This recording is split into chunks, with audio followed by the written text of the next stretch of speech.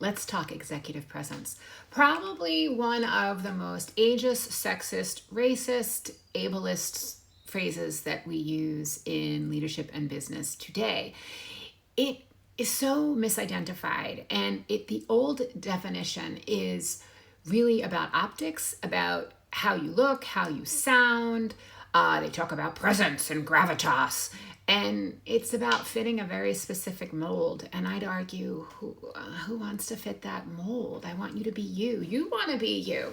So after 10 years of coaching executives and hundreds of executives at this point, the way I look at it and a derived definition is much more about leadership identity and understanding who you are, who you want to be, what's the gap, and how do you close the gap. So 3 ways to get there is anticipate, communicate, and activate. Anticipate. How are you preparing your mind?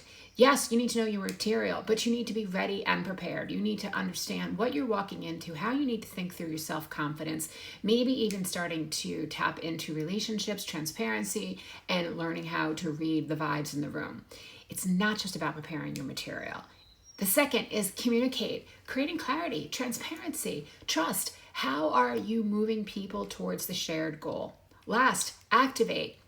It's about stopping to execute and starting to lead. How are you creating the capacity for others to do their job so you can expand your capacity? Because if you're doing their job, someone's not doing your job, you got to do both jobs. And that is not what expands our capacity as leader. We need to help our teams expand their capacity to work towards the goals and the results so that we can achieve.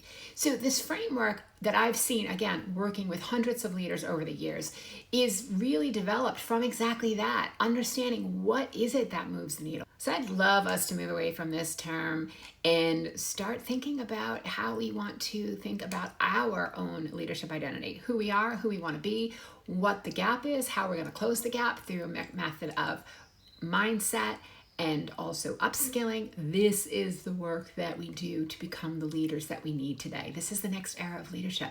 I'd love to hear your thoughts on this. You know where to find me, or you can drop your comments below.